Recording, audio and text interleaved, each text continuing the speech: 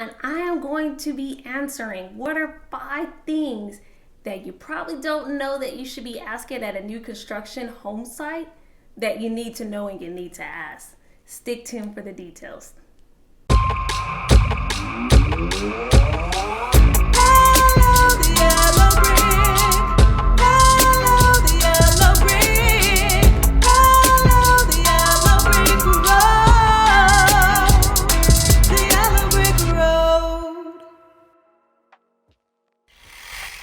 Okay, let's jump right into it. Again, my name is Chanel Lewis, and I help buyers and sellers sell their home or help them find a place to call home.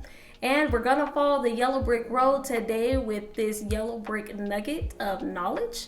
So, what are the 5 things that you need to ask when you go into a new construction site?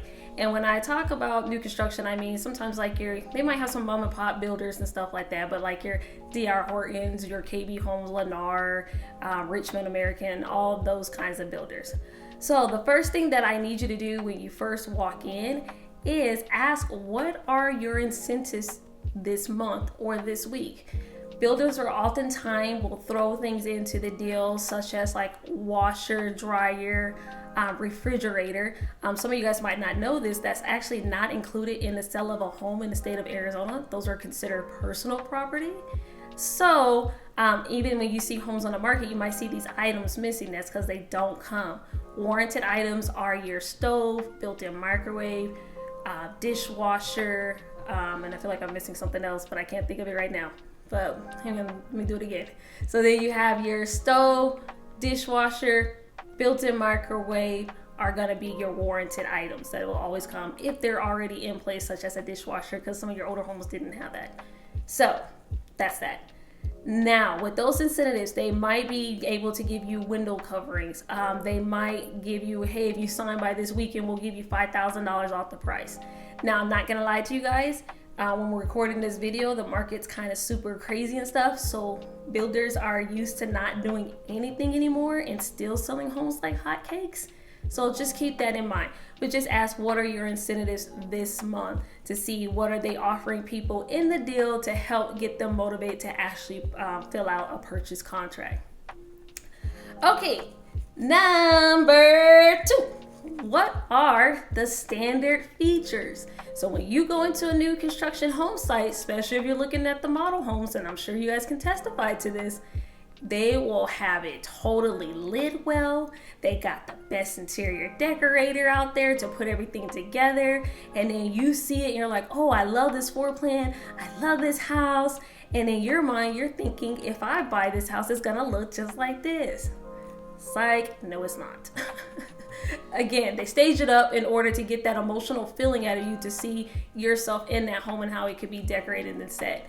So what I always do when I go with my clients to the new construction house and stuff like that, I ask for the standard features that come with the home. Typically the builder will have a paper with all these standard features on there, and sometimes by the description it's kind of hard to tell like what in the world they're kind of talking about, like what is chrome and all that. So I try to ask the builder, okay, which one of your models has this standard feature as like the chrome faucet, or what does the laminate countertop looks like? And sometimes the builders will actually like have examples of like the flooring as far as tile, the carpet, the standard cabinets there on site, so you can kind of take a look and see what the standard features are.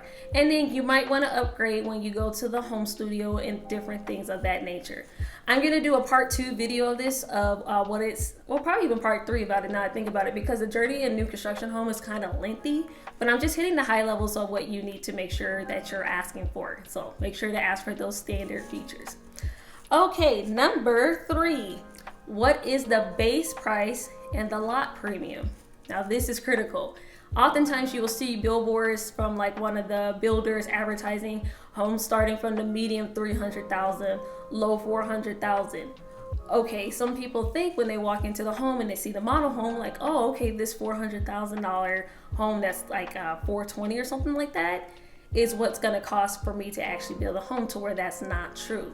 Sometimes that's the base price, that's the starting point.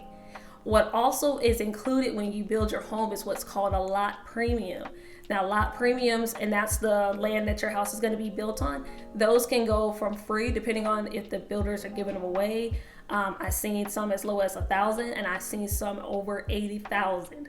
So the bigger the lot and the better location it is, such as no neighbors behind, or if it's backed up into like the desert and things of that nature, or the end of the cul-de-sac or something, or bigger and larger, it's going to cost more money as far as the lot premium. So you'll have the base price, let's say at $420,000, and then you add a lot premium for an extra $10,000. So we're looking at $430,000 out the gate.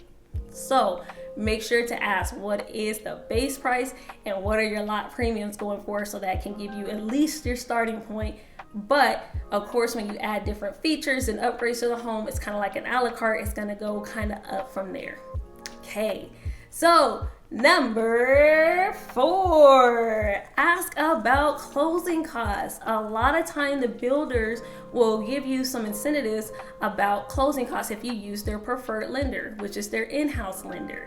Now, I won't go into my personal opinion about using the builder's lender and stuff like that. Typically, I like my clients to be pre-qualified outside the builder and start building the home. And as they get closer to the home being completed, maybe switch over to their lender so they can get the incentive of closing costs.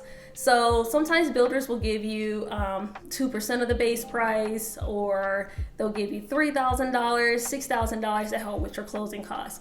So that pretty much would cover most of your closing costs, depending on what kind of loan you get and what kind of price they give you and stuff like that. So it's a very good incentive, especially if you don't have, reserves for the closing costs. So I kind of recommend that you at least investigate it and ask the person, the sales agent that's there. Oh, wait a minute. Let me go ahead and tell you this too.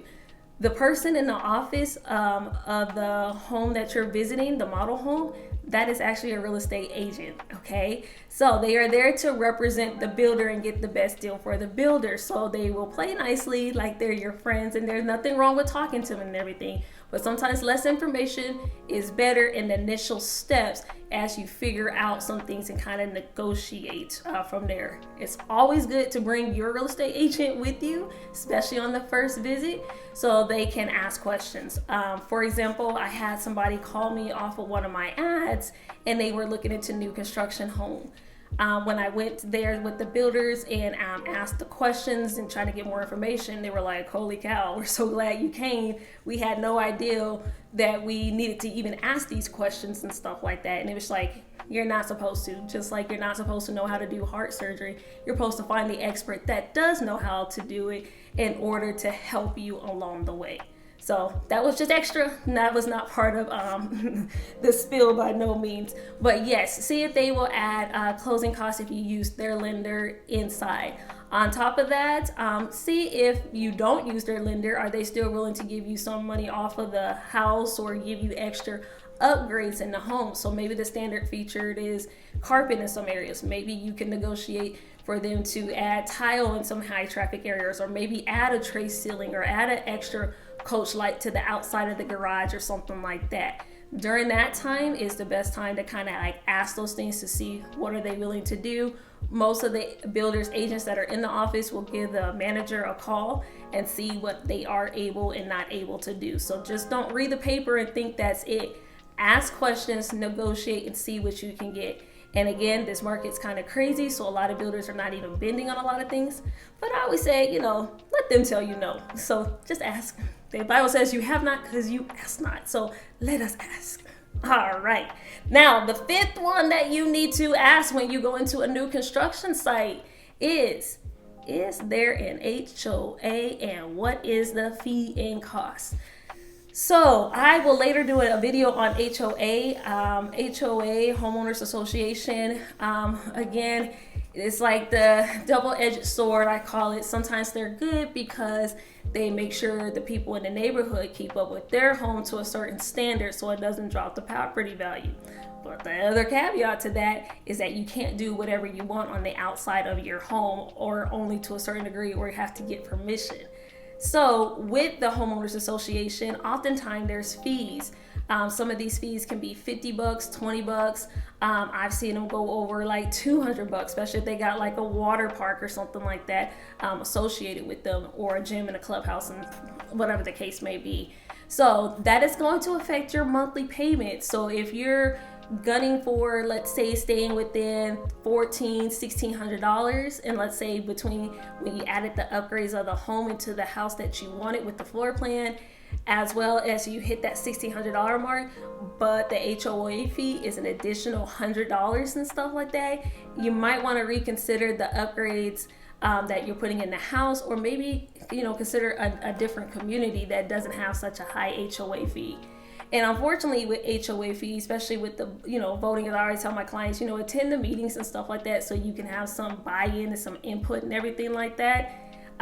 They can go up in price, so it's not like a set it and forget it, and that's what it's going to be consistently.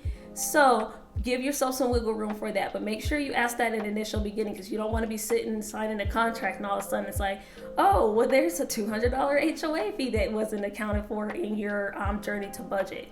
So let me know if this video has helped. Again, those are my 5 things that I think you should ask when you go into a new construction site.